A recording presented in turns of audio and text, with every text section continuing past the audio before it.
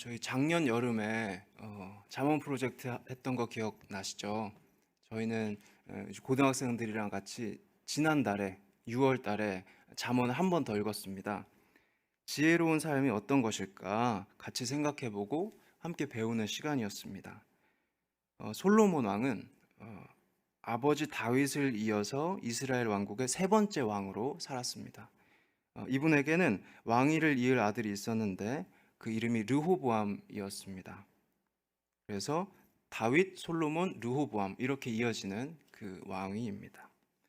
왕자한테 좋은 교육을 하는 게 솔로몬한테 아주 중요했을 것 같은데 그래야 이스라엘의 안정과 그 평화가 있을 수 있었기 때문입니다.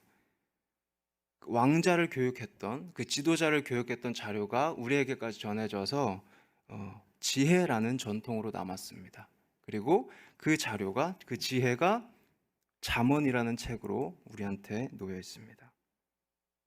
잠언은 지혜가 무엇인지 계속 가르쳐 주는데 오늘 본문에서 솔로몬은 경건이 지혜다 이렇게 이야기합니다. 경건, 지혜로운 삶의 뿌리가 되는 경건은 하나님을 공경하기 때문에 나의 자유를 삼갈 줄 아는 지식입니다. 우리의 계획은 하나님의 말씀에 의해서 제약되어야 합니다. 잠언 29장 18절 묵시가 없으면 백성이 방자히 행하거니와 율법을 지키는 자는 복이 있느니라. 묵시와 율법 이 두 단어가 이 구절에서 중요한데 묵시는 보는 것입니다. 묵시라는 말로 번역된 단어는 하존이라는 히브리어인데 이 단어가 영어로 번역되면 비전입니다. 비전은 우리가 보는 것과 관계가 되어 있습니다. 우리의 눈이 보는 그 무엇, 비디오라는 말이랑도 연결되어 있습니다. 우리가 보는 거죠. 묵시는 보는 것입니다. 이 단어가 묵시가 선지자들이 하나님의 말씀을 대언할 때 그 맥락에서 사용되면 예언이 됩니다. 그런데 그 선지자들의 맥락이 아니라 일반적인 우리의 삶의 맥락에서 사용되면 좀 더 일반적인 뜻이 되는데요. 비전, 우리가 보는 것, 우리의 목표, 우리의 시선이 딱 고정되어 있는 것, 이게 묵시입니다. 우리는 목표를 기준으로 우리의 계획을 세웁니다. 이번 달을 계획하고 이번 주를 계획하고 오늘을 계획합니다. 우리가 어떤 목표를 생각하느냐에 따라서 우리의 삶이 그런 모양으로 계획이 되어 갑니다. 목표와 계획이 삶에는 아주 중요한데 우리의 삶을 잘 경영하고 질서 있고 규모 있게 경영하려면 목표를 생각하고 그거에 맞춰서 계획을 짜야 되기 때문에 그렇습니다. 그래서 목표와 계획, 묵시는 아주 좋은 것입니다. 그런데 솔로몬은 그게 끝이 아니다. 그게 너의 삶과 너의 국가를 경영하는데 궁극적인 기준이 되면 안 된다. 이렇게 말합니다. 너의 목표와 계획은 하나님의 말씀에 의해서 제약되어야 한다. 18절 후반부를 보세요. 율법을 지키는 자에게 복이 있습니다. 솔로몬은 지금 르호보암을 가르치고 있습니다. 자신의 뒤를 이어서 이스라엘을 다스릴 통치자로 길러내야 합니다. 그래서 르호보암을 가르치는 거예요.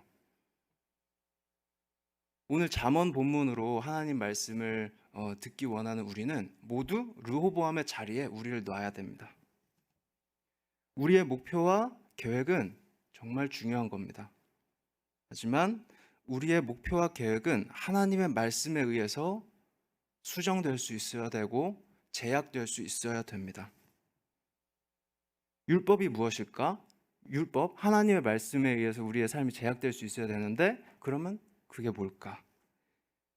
예를 들어 출애굽한 이스라엘 백성들에게 하나님이 하신 말씀이 있습니다. 가나안 땅 직전에 왔을 때 하나님은 모세를 통해서 이렇게 말씀하신 적이 있습니다. 신명기 12장에 있는 내용인데요. 내 열조의 하나님 여호와께서 내게 주셔서 얻게 하신 땅에서 너희가 평생에 지켜 행할 규례와 법도는 이러하다. 오직 너희 하나님 여호와께서 자기 이름을 두시려고 너희 모든 지파 중에서 택하신 곳인 그 거하실 곳으로 찾아 나아가서 너희 번제와 너희 희생과 너희 십일조와 너희 손의 거제와 너희 서원제와 낙헌 예물과 너희 우양의 처음 낳은 것들을 너희는 그리로 가져다가 드리고 거기 곧 너희 하나님 여호와 앞에서 먹고 너희 하나님 여호와께서 너희 손으로 수고한 일에 복 주심을 인하여 너희와 너희 가족이 즐거워할지니라. 우리가 오늘날 여기서는 아직 가나안 땅에 들어가기 직전입니다. 여기서는 각기 소견대로 하였거니와 너희가 거기서는 하나님께서 약속하신 그 땅에 도착해서는 하지 말지니라. 너희는 너희 하나님 여호와께서 자기 이름을 두시려고 한 곳을 택하실 그곳으로 나의 명하는 것을 모두 가지고 가라. 곧 너희 번제와 너희 희생과 너희 십일조와 너희 손의 거제와 너희가 여호와께 서원하는 모든 아름다운 서원물을 가져가고 너는 삼가서 내게 보이는 아무 곳에서든지 번제를 드리지 말고 오직 너희 한 지파 중에 여호와의 택하실 그곳에서 너는 번제를 드리고 또 내가 네게 명하는 모든 것을 거기서 행할지니라. 예를 들면 이런 내용이었습니다. 하나님이 자기 이름을 두시려고 택한 그 장소에 가서 예배해라. 아무 곳이 아니라 그곳에 가야 한다. 이런 말씀이 이제 하나님 말씀에 포함되어 있었습니다. 우리의 삶의 목표와 계획이 다양한 장소와 다양한 영역에 걸쳐 있을 수 있는데 이런 하나님의 말씀의 범위 안에서 움직여야 한다는 것이 솔로몬의 가르침이었습니다. 왜냐하면 이런 제약이 지혜이기 때문입니다. 이런 제약이 신학적 감수성이기 때문에 그렇습니다. 지혜로운 사람은 하나님이 신뢰할 만한 유일한 분이시다 이것을 아는 사람이었고 그분을 경외하는 사람이었습니다. 솔로몬이 르호보암에게 가르쳤을 때요. 잠언 29장 25절 26절을 들어보세요. 사람을 두려워하면 올무에 걸리게 되거니와 여호와를 의지하는 자는 안전하리라. 주권자에게 은혜를 구하는 자가 많으나 사람의 일의 작정은 여호와께로 말미암느니라. 솔로몬은 르호보암에게 지금 사람을 두려워하기보다는 오히려 여호와를 경외하는 게 지혜롭다 이렇게 이야기했습니다. 왜냐하면 이 현실의 진짜 주권자는 우리 하나님이시기 때문입니다. 25절 첫 부분을 보세요. 사람을 두려워하는 상황이 우리의 삶에도 많이 있습니다. 왜 두려우냐면은 그 사람이 주권자라고 생각하기 때문에 그렇습니다.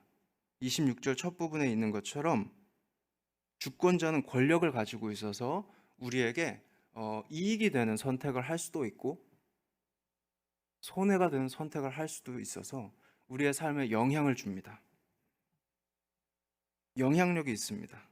그래서 우리는 주권자의 얼굴 표정을 살피고 주권자의 눈치를 보게 됩니다. 하지만 솔로몬은 그 인간 주권자가 아니라 하나님이 우리의 삶의 결과를, 우리의 일의 결과를 섭리하신다.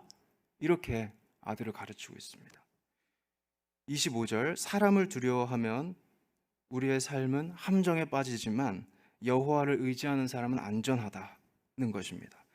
우리 삶 전체의 질을 결정하는, 우리 삶의 질을 결정하는 주체는 사람 주권자가 아니다. 하나님이시다. 여호와 하나님이시다.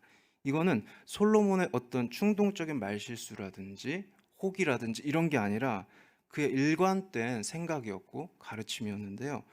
우리 본문 바로 앞장에 있는 28장을 보면 또 이렇게 말합니다. 28장 25절 마음이 탐하는 자는 다툼을 일으키나 여호와를 의지하는 자는 풍족하게 된다. 솔로몬은 이런 내용을 아버지한테서 배웠을 겁니다. 아버지 다윗도 솔로몬을 그렇게 가르쳤고 노래했던 것 같습니다. 시편 115편 11절부터 13절 여호와를 경외하는 너희는 여호와를 의지하라. 그는 너희 도움이시요 너희 방패시다. 여호와께서 우리를 생각하사 복을 주시되 이스라엘 집에도 복을 주시고 아론의 집에도 복을 주시며 대소무론하고 여호와를 경외하는 자에게 복을 주시리로다. 여호와를 경외하는 자도 현실 속에 있기 때문에 현실의 풍랑을 만나게 됩니다. 그 풍랑을 만나면 우리는 큰 파도를 만난 것처럼 굉장히 당황을 하게 되고 빠져 죽을 것 같은 기분이 됩니다. 하지만 우리 하나님은 그 파도보다 더 크시다 라고 다윗은 생각합니다. 시편 93편 여호와여 큰 물이 소리를 높였고 큰 물이 그 소리를 높였고 큰 물이 그 물결을 높이나이다. 높이 계신 여호와의 능력은 많은 물소리와 바다의 큰 파도보다 위대하시니이다. 삶에 바다에 큰 파도가 덮쳐옵니다. 재앙인데요. 정신을 잃을 수도 있고 당황하게 되고 불안하는 그런 상황입니다. 하지만 우리 하나님의 능력은 그 파도보다 높으시다. 그 파도가 우리를 휩쓰는 힘보다 더 강하시다. 솔로몬은 지혜로운 삶을 살기 원하는 분들한테 이 경건이라는 방식을 그래서 추천하는 겁니다. 경건은 처음에 말씀드렸던 것처럼 하나님을 경외하는 게 첫 번째고 그 마음 때문에 나의 자유를 삼갈 줄 아는 것입니다. 잠언 1장 7절 여호와를 경외하는 것이 지식의 근본이다. 미련한 자는 지혜와 훈계를 멸시한다. 잠언 9장 10절 여호와를 경외하는 것이 지혜의 근본이다. 거룩하신 자를 아는 것이 명철이다. 솔로몬은 이 두 가지 세트를 대조하고 있습니다. 미련한 선택과 지혜로운 선택인데 아들한테 이렇게 계속 강조합니다. 미련한 선택을 멀리해라. 지혜로운 선택을 해라. 세계가 시작될 때 아담과 하와는 미련한 선택을 했습니다. 창세기 3장 1에서 6절 여호와 하나님의 지으신 들짐승 중에 뱀이 가장 간교하더라. 뱀이 여자에게 물어 가로되 하나님이 참으로 너희더러 동산 모든 나무의 실과를 먹지 말라 하시더냐? 여자가 뱀에게 말하되 동산 나무의 실과를 우리가 먹을 수 있으나 동산 중앙에 있는 나무의 실과는 하나님의 말씀에 너희는 먹지도 말고 만지지도 마라. 너희가 죽을까 하노라 하셨느니라. 뱀이 여자에게 이르되 너희가 결코 죽지 아니하리라. 너희가 그것을 먹는 날에는 너희 눈이 밝아 하나님과 같이 되어 선악을 알 줄을 하나님이 아심이니라. 여자가 그 나무를 본즉 먹음직도 하고 보암직도 하고 지혜롭게 할 만큼 탐스럽기도 한 나무인지라. 여자가 그 실과를 따먹고 자기와 함께한 남편에게도 주매 그도 먹은지라. 하나님께서 먹지 말라 이렇게 선을 싹 그으셨습니다. 그렇게 말씀하셨는데 아담과 하와는 그 선을 넘어갑니다. 먹는 거죠. 왜냐하면은 아담과 하와는 그 동산 중앙 거기 있는 나무의 열매가 먹고 싶었기 때문입니다. 이분들은 자신들의 자유를 하나님의 말씀에 의해서 제약할 수가 없었습니다. 미련한 선택을 한 거예요. 반면에 예수님은 당신의 자유를 하나님의 뜻 앞에서 제약하셨습니다. 예수님은 지혜로운 선택을 하신 거예요. 빌립보서 2장 5에서 8절에서 사도 바울이 우리 예수님의 삶을 찬양하는 대목을 들어보세요. 너희 안에 이 마음을 품으라. 곧 그리스도 예수의 마음이니 그는 근본 하나님의 본체시나 하나님과 동등됨을 취할 것으로 여기지 아니하시고 오히려 자기를 비워 종의 형체를 가져 사람들과 같이 되었고 사람의 모양으로 나타나셨음에 자기를 낮추시고 죽기까지 복종하셨으니 곧 십자가에 죽으심이라. 예수님은 하나님의 본체시다. 이 말은 예수님은 하나님이시다라는 말씀입니다. 그런데 그럼에도 불구하고 예수님이 종이 되셨다는 것입니다. 모든 것의 주인이시고 모든 존재하는 모든 것에게 명령하실 수 있는 분인데 모든 것의 종이 되시고 하나님 앞에 철저히 순종하셨다. 주인의 권리를 비우셨다. 낮추시고 복종하셨다. 이렇게 노래하고 있습니다. 아담과 하와와 우리 예수님과 대조되고 있습니다. 하나님의 말씀 앞에서 아담과 하와는 자기를 높였는데 우리 예수님은 자기를 낮추신 겁니다. 그래서 어떻게 되었을까요?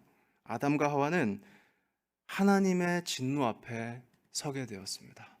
하나님은 아담과 하와에게 화가 나셨습니다. 하지만 하나님은 예수님께는 가장 깊은 곳에서 우러나오는 사랑을 주셨습니다. 예수님의 순종 앞에서 우리 하나님이 감동하셨어요. 빌립보서 2장 9에서 11절 이러므로 하나님이 그를 지극히 높여 모든 이름 위에 뛰어난 이름을 주사 하늘에 있는 자들과 땅에 있는 자들과 땅 아래에 있는 자들로 모든 무릎을 예수의 이름에 꿇게 하시고 모든 입으로 예수 그리스도를 주라 시인하여 하나님 아버지께 영광을 돌리게 하셨느니라. 우리는 예수님의 길을 뒤따라가는 사람들로 부름받았습니다. 우리가 예수님의 모범을 따라서 하나님의 말씀 앞에서 자기를 부인하고 자기를 비워낼 줄 아는 그런 경건한 하나님의 백성 되기를 원합니다. 우리가 하나님 앞에서 교만을 멀리하고 겸손을 가까이 하는 겁니다. 그렇게 선택할 때 하나님은 우리의 반석이 되어 주시고 방패가 되어 주시고 피난처가 되어 주십니다. 그러면 우리의 삶에 어떤 홍수가 나서 찾아와도 우리의 삶은 절대로 흔들리지 않을 것입니다.